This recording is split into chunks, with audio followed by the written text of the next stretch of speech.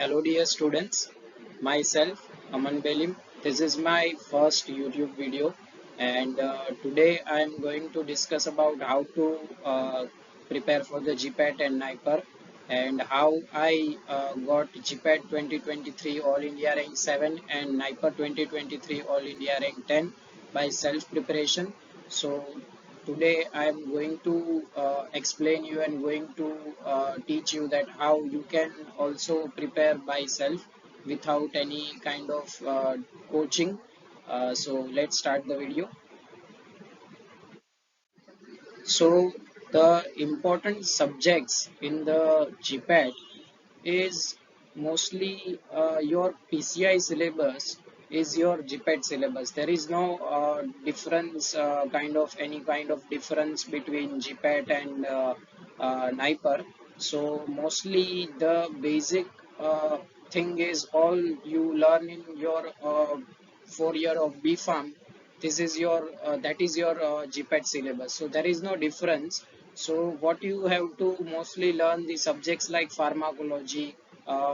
If I am talking about pharmacology, in pharmacology it is very important subject, because in pharmacology what is the main thing, that it is very important subject for not only for the GPAT and NIPER, but in future you are going for any kind of uh, pharma competitive exam like drug inspector or any kind of research scientist. So there also pharmacology is very important. So in pharmacology, what you have to cover is that mostly the general pharmacology is the basics, and mostly the general pharmacology is come in the fourth semester in most of the universities. So the general pharmacology started from the fourth semester. So you have to clear the concepts of general pharmacology first, and then you have to go in subsequent way to for the other topics like cardiovascular drugs and disease, endocrine drugs, anti-cancer drugs, sympathetic, parasympathetic system, autocoids. All classification is also important. And before जब आप pharmacology को learn करने जा रहे हैं, उससे पहले जो है वो बहुत ज़रूरी चीज़ है कि आपका एनाटॉमी और पैथोफिजियोलॉजी का बेसिक्स जो है वो क्लियर होना बहुत ज़रूरी है. अगर आपका एनाटॉमी और पैथोफिजियोलॉजी का अगर बेसिक्स क्लियर होगा तो फार्माकोलॉजी लर्न करना बहुत इजी है. जैसे कि for example I am giving the example, if you learn that how diabetes is the cause of diabetes, कि डायबिटीज कैसे होता है, उसके पीछे मैकेनिज्म क्या है जिसको अपन पैथोजेनेसिस बोलते हैं. तो वो अगर पैथोफिजियोलॉजी में अगर आपने वो लर्न कर लिया, तो उससे क्या होगा कि at the time when you are learning about anti diabetic drug और ओरल हाइपोग्लाइसेमिक ड्रग, तो एट दैट टाइम आपके लिए वो इजी होगा to connect with the mechanism of action of drug, क्योंकि जो आप पढ़ रहे हो वो मैकेनिज्म जो है वो उसी जो कोज है उसको ठीक करेगा, जो कि आपने पैथोफिजियोलॉजी में ऑलरेडी लर्न किया है. So before learning pharmacology it is important to learn pathophysiology.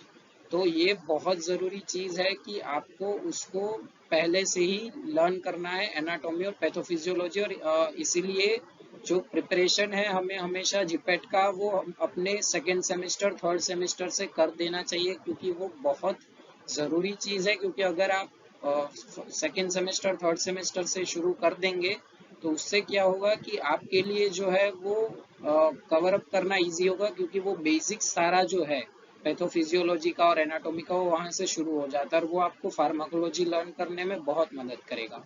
और एक चीज़ मैं आपको बताना चाहूँगा कि आपको मोस्टली एनाटॉमी और पैथोफिजियोलॉजी से भी क्वेश्चन आपको देखने को मिलेंगे, तो वो भी आपका एक बेनिफिट होगा. और ऊपर से आगे जब आप फार्माकोलॉजी के लिए जाएंगे तो वो भी आपको बेनिफिशियल होगा. इसलिए अपना जीपेट प्रिपरेशन जो है वो सेकेंड या थर्ड सेमेस्टर से ही शुरू कर दीजिए, बेसिक्स को सीखना शुरू कर दीजिए.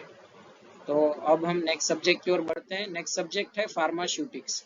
अब फार्मास्यूटिक्स जो है वो मतलब हमारे फार्मेसी की जान है, और अगर फार्मास्यूटिक्स अगर आपने नहीं सीखा तो आपके लिए जीपेट क्लियर करना थोड़ा मुश्किल हो सकता है. तो इसीलिए फार्मास्यूटिक्स को लर्न करना बहुत ज़रूरी है. और फार्मास्यूटिक्स में हम फिजिकल फार्मास्यूटिक्स, इंडस्ट्रियल फार्मेसी से पहले फार्मास्यूटिकल टेक्नोलॉजी बोला जाता था, bio pharmaceutics and novel drug delivery system and pharmaceutical engineering. ये सब्जेक्ट्स जो है वो आपको डेप्थ में लर्न करने होंगे, और उसमें से कुछ इंपॉर्टेंट टॉपिक्स जो कि है rheology, micromeritics, colloidal dispersion, pre formulation, tablet, parental preparation, aerosol, semi solid preparation, ये भी डेप्थ में आपको लर्न करना है।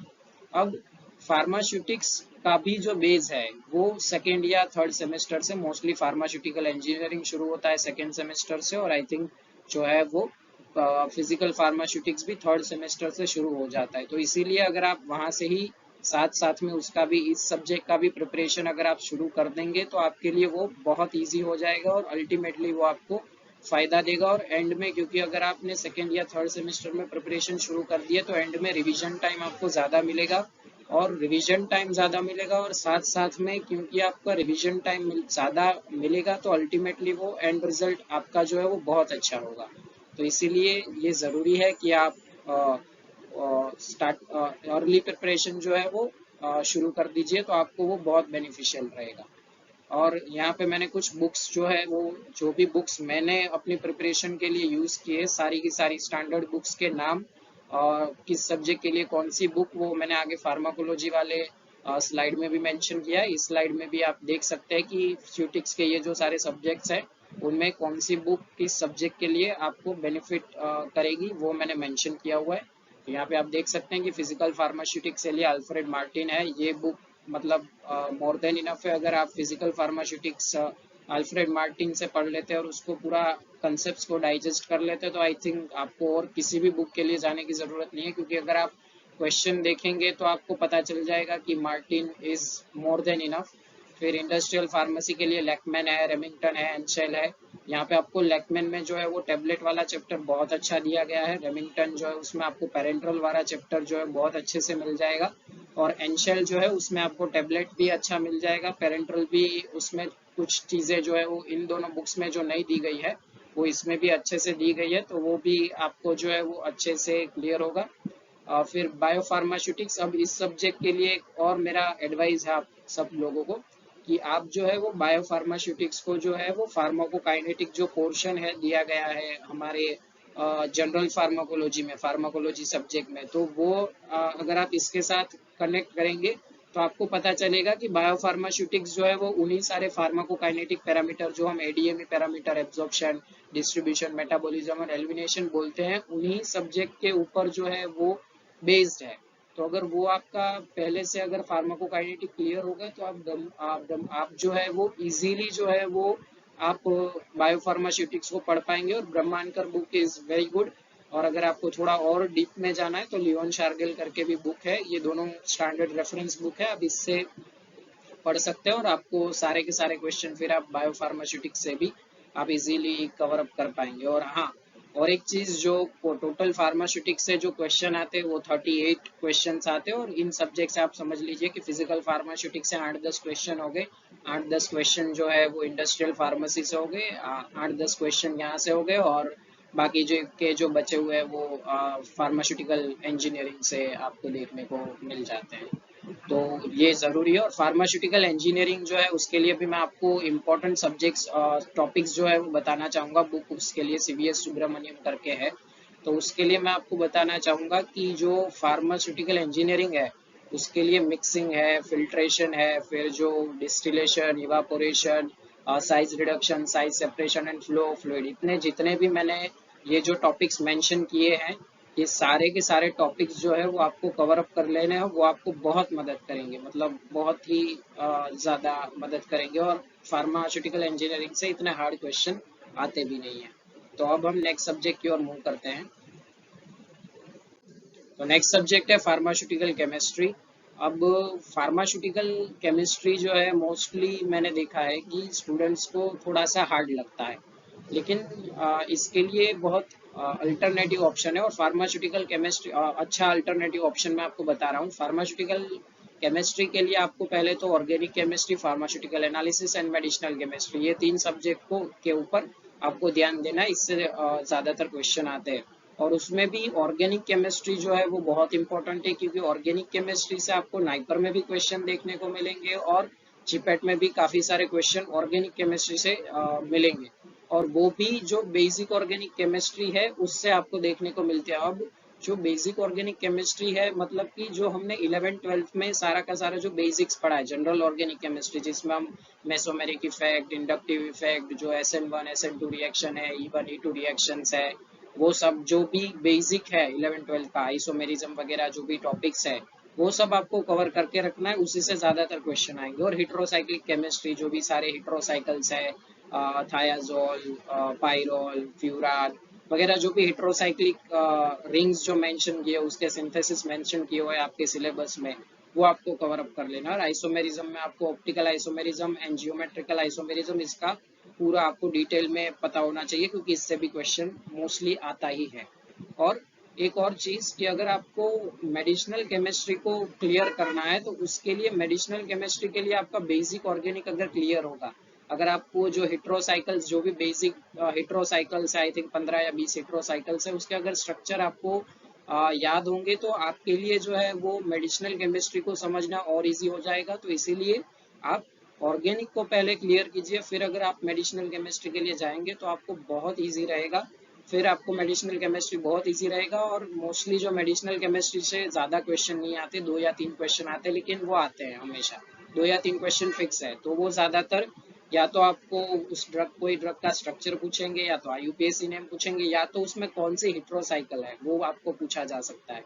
तो वो आपको कवर अप करके रख लेना है। और कभी कभी ड्रग का सिंथेसिस पाथवे जो है वो भी पूछ लेते हैं। और यहाँ पे भी मैंने ये बुक्स मेंशन की हुई है जो कि सारी की सारी स्टैंडर्ड बुक्स है, मॉरिसन एंड बॉयड है। और हाँ, ऑर्गेनिक केमिस्ट्री एक ऐसा सब्जेक्ट है कि वो उसका जो यूट्यूब पे आपको कंटेंट है, वो बहुत सारा कंटेंट आपको यूट्यूब पे ऑर्गेनिक केमिस्ट्री का मिल जाता है, तो आप उसको भी कवर अप कर सकते हैं। तो वो आपके लिए और ज़्यादा इजी रहेगा, क्योंकि जो ऑर्गेनिक केमिस्ट्री है उसके लिए काफ़ी सारा वीडियो मिलेगा, तो आप इजीली उससे लर्न कर पाएंगे।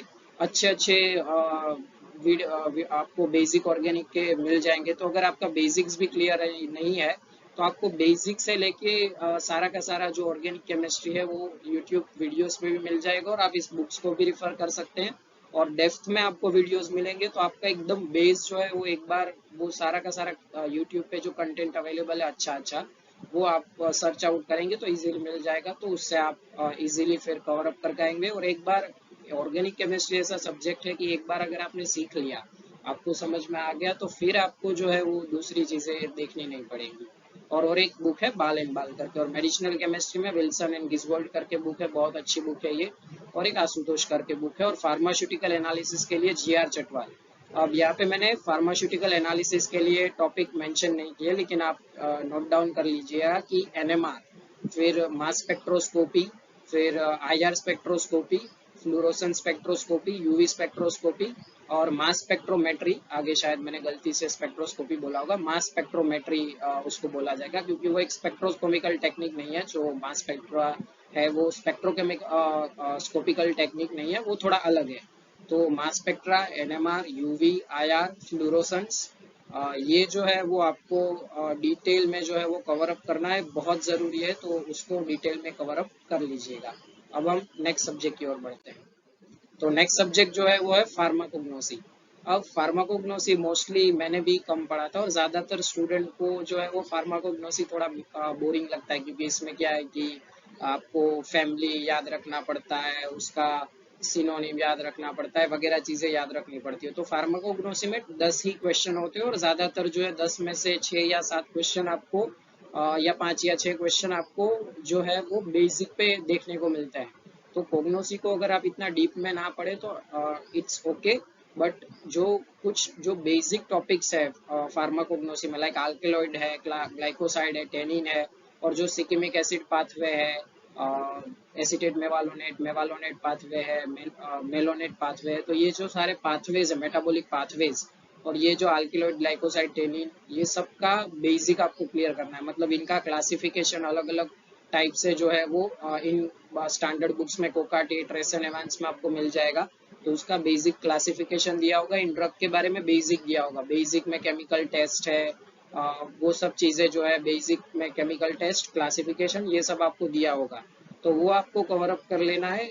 ईच एंड एवरी ड्रग के डेप्थ में जाने की ज़रूरत नहीं है, क्योंकि वो मोस्टली इतना कुछ पूछते नहीं है। ज़्यादातर जो है 6 क्वेश्चन आपको इजीली अगर बेसिक से मिल रहा है तो इतना डेप्थ में 3 या 4 क्वेश्चन के लिए डेप्थ में जाने की ज़रूरत नहीं है। तो फार्माकोग्नोसी में डेप्थ में मत जाइए, लेकिन हाँ बेसिक सारा का सारा क्लियर करके रखिए जो चीज़ें मैंने यहाँ पे मेंशन की। और कोकाटे में जो है वो आपको सारी की सारी इन ड्रग्स का बेसिक्स मिल जाएगा, और जो क्लासिफिकेशन है वो भी कोकाटे में मिलेंगे, और जो केमिकल टेस्ट है वो भी मिल जाएगी। और ट्रेशन एंड एवांस में आपको ये जो metabolic pathway, shikimic acid pathway, acetate mevalonate, malonate, amino acid pathway, ये सब आपको जो है वो ट्रेशन एंड एवांस बुक है उसमें अच्छे से डिटेल में मिल जाएगा।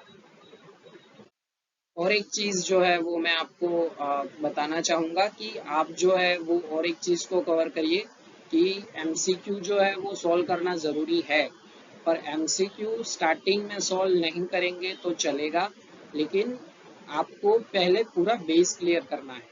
क्योंकि स्टार्टिंग में अगर आप एमसीक्यू सॉल्व करेंगे तो दिक्कत ये आपको ये आएगी कि स्टार्टिंग में आपसे काफी सारे एमसीक्यूज नहीं होंगे, और उससे क्या होगा कि फिर आपको डिमोटिवेशन आना शुरू हो जाएगा, और जिससे क्या होगा कि फिर आप प्रिपरेशन करना धीरे धीरे आपका कम हो जाएगा।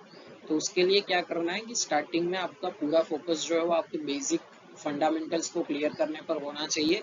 एंड में जो है 2-3 महीने, 1.5-2 महीने में आप एमसीक्यूज सॉल्व करेंगे, मोर देन इनफ है। इतने हार्ड एमसीक्यूज नहीं आते, ज्यादातर या तो स्टेटमेंट टाइप या तो असर्शन रीजन टाइप क्वेश्चन जो है वो आपको देखने को मिलते हैं, और वो भी ज्यादा नहीं होते, ऐसे 15-20 क्वेश्चन ही होते हैं। बाकी जो है वो ज्यादातर क्वेश्चन आपको 70-80 क्वेश्चन वन लाइनर देखने को मिलते हैं, और बेसिक्स अप्लाई करके आप उन सब्जेक्ट्स को इजीली कवर कर पाएंगे। तो आप उस पर ध्यान दीजिए। बहुत ज़्यादा आपको मतलब एमसीक्यू सॉल्व करना है या उस पर ध्यान देने की ज़रूरत नहीं है, तो एंड में कीजिए। और कोई भी अगर आप टेस्ट सीरीज दे रहे हैं या जो भी दे रहे हैं तो आप वो एंड में कीजिए। एंड में 2-3 महीने, 1.5-2 महीने में, 2 महीने में इनफ है, तो वहाँ पे आप वो कवर अप तब कीजिए, लेकिन स्टार्टिंग में एमसीक्यू मत कीजिए। और हमेशा जब भी आप पेपर, एक्चुअल पेपर जब आप जीपैट का देने को बैठें तो एकदम शांत वे में, क्योंकि उसमें क्वेश्चन वे का जो सीक्वेंस है वो डिसाइड नहीं होगा, तो स्टार्टिंग में आपको थोड़े लंबे क्वेश्चन, थोड़े हार्ड क्वेश्चन देखने को मिल सकते हैं। तो उसका क्या करना है कि अगर आपको स्टार्टिंग में मतलब वो एग्जाम का प्रेशर की वजह से अगर आपको क्लियर नहीं हो रहा है, मतलब आप सॉल्व नहीं कर पा रहे, तो उसको स्किप करके जो इजी एमसीक्यूज है काफी सारे होंगे, और उसमें हर मतलब आपको सेक्शन वाइज देखने को मिलता है। Pharmacology, pharmaceutical chemistry, ceutics, pharmacognosy and other subject, ऐसे 5 सेक्शन देखने को मिलते हैं। तो जो सब्जेक्ट आपका फेवरेट है उसको कवर कर लीजिए, और फिर जो है वो नेक्स्ट सब्जेक्ट के ऊपर मूव कीजिए, और आपको इजीली जो है वो फिर एमसीक्यू सारे के सारे जो आते हैं वो सॉल्व कीजिए। और फिर वो जो एमसीक्यू जो कि आपकी स्टार्टिंग में आपसे नहीं हो रहे थे थोड़े लंबे, तो उसको मार्क करके छोड़ देना है। और फिर एंड में जाके, क्योंकि जीपैट में आपको टाइम मिलेगा, जीपैट जो है उसमें टाइम आपको मिलेगा, लेकिन नाइपर में जो है वो चीज़ आपको देखने को नहीं मिलेगी। जीपैट में 3 घंटे और 125 एमसीक्यू, और उसमें भी 70-80 एमसीक्यू बेसिक्स के ऊपर, थोड़ा बेसिक आपको अप्लाई करना पड़ेगा, और उससे ही इजीली 70-80 एमसीक्यू हो जाएंगे। और बाकी के वो 15 एमसीक्यू के आसपास होता है जो थोड़े हार्ड होते हैं, और वो भी अगर आपका कंसेप्ट क्लियर है तो वो भी आपसे इजीली हो ही जाएंगे।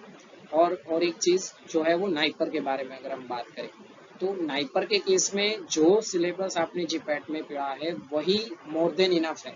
अब नाइपर के केस में इस साल से 2023 से एक चीज चेंज हुई है कि उन्होंने 2 सेक्शंस कर दिए हैं। एक सेक्शन जो है उसमें आपको देखने को मिलेगा कि फार्मा पोर्शन, और एक सेक्शन जो है उसमें आपको देखने को मिलेगा non pharma portion. Non pharma portion जो है उसके 40 क्वेश्चंस, और फार्मा पोर्शन के 160 क्वेश्चन। अब जो 40 क्वेश्चन जो कि नॉन फार्मा पोर्शन है, वो 40 क्वेश्चन किसके है, तो उसमें रीजनिंग, एप्टीट्यूड, जनरल नॉलेज वो आपको देखने को मिलता है, बेसिक इंग्लिश आपको देखने को मिलता है। तो इस साल से क्योंकि ये एक पैटर्न चेंज हुआ है, पिछले साल तक इतना महत्व जो है वो रीजनिंग एप्टीट्यूड को नहीं दिया जाता था, लेकिन अब क्योंकि 40 क्वेश्चंस जो है वो उससे आ रहे हैं, तो इट इज़ वेरी इंपॉर्टेंट। तो अब जो है वो नाइपर में थोड़ा आपको डिफरेंट प्रिपरेशन करना पड़ेगा कि आपको अपने आप को रीजनिंग और एप्टीट्यूड के लिए तैयार करना पड़ेगा। और रीजनिंग एप्टीट्यूड इतना बहुत हार्ड नहीं आता है, इजीली आप कवर अप कर पाएंगे 4-5 दिन अगर आप अच्छे से यूट्यूब पे काफ़ी अच्छे अच्छे वीडियोस रीजनिंग एप्टीट्यूड के क्वेश्चन के अवेलेबल है, तो वो आप एमसीक्यूज उसके सॉल्व करेंगे और उसकी भी प्रैक्टिस करेंगे, तो इजीली आपसे रीजनिंग एप्टीट्यूड के क्वेश्चन बन जाएंगे। इतने बहुत ज़्यादा हार्ड नहीं होते, लेकिन नाइपर में जो है वो आपको टाइम का बहुत ध्यान रखना है, क्योंकि 2 घंटे और 200 एमसीक्यूज है, तो क्वेश्चन, किसी भी क्वेश्चन पे रुकना नहीं है। अगर आपको आता है टिक कीजिए, आगे बढ़िए, आता है टिक कीजिए, आगे बढ़िए, लेकिन रुकना नहीं है।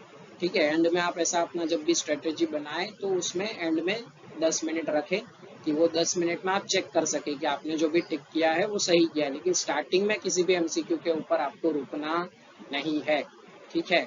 और नाइपर में जो है और एक चीज है कि नाइपर में आपको सरप्राइज के लिए रेडी रहना होगा, क्योंकि नाइपर में जैसे जीपैट में फिक्स है कि 38 question pharmaceutics, 28 question pharmacology, 38 question जो है वो फार्मास्यूटिकल केमिस्ट्री, 10 क्वेश्चन फार्माकोग्नोसी और बाकी जो भी अदर सब्जेक्ट्स है उससे क्वेश्चन। तो वो एक पैटर्न जो है वो आपको दिया गया है। लेकिन नाइपर में ऐसा कोई पैटर्न फिक्स नहीं है। नाइपर में कोई पैटर्न फिक्स नहीं है। समझ लीजिए कि इतने सालों तक तो जो है वो कोलोजी से काफी सारे क्वेश्चंस जो है पिछले साल भी 2022 में भी देखने को मिले। तो यहाँ पे 2023 में जो है वो कोलोजी से इतने क्वेश्चन देखने को नहीं मिले थे। तो वो चीज है कि कोई भी चीज आप फिक्स नहीं कह पाएंगे कि आपको ये सब्जेक्ट से क्वेश्चन देखने को मिलेंगे ही। वो उनके ऊपर डिपेंड है कि वो कौन से सब्जेक्ट को प्रेफरेंस देना चाहते हैं। तो काफी सारा जो एक चीज जो डिफरेंट है वो कि हर सब्जेक्ट का जो बेसिक है वो आपका जो है वो नाइपर में क्लियर होना चाहिए। नाइपर के लिए हर एक सब्जेक्ट, ऐसा इसमें नहीं चलेगा कि आप छोड़ दे किसी सब्जेक्ट को ऑप्शन में, तो वो आपको प्रॉब्लम हो सकता है, क्योंकि they are ready to surprise कि आपने कोग्नोसी शायद इतना नहीं पढ़ा है तो कोग्नोसी से 30-35 क्वेश्चन कोग्नोसी से आपको देखने को शायद मिल जाए। तो ये चीज है कि नाइपर थोड़ा सरप्राइजिंग हो सकता है पेपर, तो आपको उस चीज के लिए मेंटल तौर पे रेडी रहना। और इसीलिए नाइपर में हर एक सब्जेक्ट का बेसिक आपको क्लियर होना चाहिए। अगर समझ लीजिए कि कॉग्नोसी जिपेट के टाइम पे उतना आपने शायद नहीं पढ़ा या ऑप्शन में छोड़ा है, तो उसका बेसिक्स जो है वो नाइपर की प्रिपरेशन के टाइम पे आपको क्लियर कर लेना है। तो ये बहुत ज़रूरी चीज़ है। ठीक है। और मैंने जो स्ट्रेटेजी यूज़ की थी मोस्टली, जो अगर आप नाइपर का पेपर जब शुरू करें तो नाइपर का पेपर शुरू करने के टाइम पे आपको क्या करना है कि पहले फार्मा पोर्शन को आपको अटेम्प्ट करना शुरू करना है। और कोशिश कीजिए कि उसको पौने घंटे 40-45 मिनट्स में आप कवर अप कर लीजिए। और फिर जो है वो रीजनिंग एप्टीट्यूड के क्वेश्चन के ऊपर जाइए, क्योंकि उस वो थोड़ा सा जो वो टाइम कंज्यूमिंग होगा आपके लिए, क्योंकि उसमें थोड़ा सा आपको लॉजिक लगाना पड़ेगा और कैलकुलेट करना पड़ेगा। तो पहले फार्मा पोर्शन के 160 क्वेश्चन जितने भी आपसे अटेम्प्ट हो सकते हैं मैक्सिमम, वो अटेम्प्ट कीजिए और 40-45 मिनट्स में उसको खत्म कीजिए। और बाकी का जो 1 घंटा 15 मिनट आपके पास बचेगा, तो बाकी के जो 45 मिनट्स है या 1 घंटे में जो है वो आप कवर अप कर कीजिए आपका जो रीजनिंग एप्टीट्यूड का पोर्शन है। और एंड में जो है आपके पास 10 मिनट बचेगा, तो उस 10 मिनट में आपको क्या करना है कि जो क्वेश्चन शायद आपसे नहीं हुए उसको अटेम्प्ट करने की कोशिश करनी है। और या तो फिर अगर आपने इनफ अमाउंट ऑफ एमसीक्यूज जो है उसको इनफ नंबर ऑफ एमसीक्यूज जो है उसको अगर आपने अटेम्प्ट कर लिया है तो उसको कवर अप कर लीजिए। और फिर जो है वो आप आगे बढ़ जाइए। और फिर 10-15 मिनट में वो आप देखिए कि आपने जो भी टिक किया है वो सही से किया है, क्योंकि आप बहुत क्विक आपको जो है वो रहना पड़ेगा। तो जब आप एमसीक्यू सॉल्व कर रहे हैं तब आप वहाँ पे रुक नहीं पाएंगे कि आपने टिक किया है वो ठीक किया है कि नहीं। तो वो चेक करने के लिए 10 मिनट आपके पास इस तरह से अगर आप करते हैं, अपने टाइम को 2 घंटे का जो टाइम मिलता है नाइपर में उसको इस तरह से डिवाइड कर दीजिए, तो आपके लिए बहुत ईजी हो जाएगा। सो थैंक यू फ्रेंड्स, ये मेरा फर्स्ट यूट्यूब वीडियो था। और जो भी इस वीडियो को देख रहे हैं उसके लिए थैंक यू। एंड होप कि आपको इससे काफ़ी सारी इंफॉर्मेशन रिगार्डिंग जो जीपैट और नाइपर है वो मिलेगी। और प्रिपरेशन का ऐसा कोई टाइम नहीं होता, बस आपको मन से ठान लेना है कि हाँ मुझे प्रिपेयर करना है, और आपको मन में क्लैरिटी रखनी है कि हाँ मुझे मास्टर्स करना है, तो आपके लिए बहुत ही इजी हो जाएगा और आप इजीली कर पाएंगे। So thank you very much to watch this video. And in future if you want any video on any subject, tell me in comment box. I will definitely make a video on it and try to cover up some topics जो कि शायद आपको hard लगते हैं, तो आप comment box में बता सकते हैं, मैं उस पर भी वीडियो बनाऊंगा। तो thank you very much to watch this video. Thank you.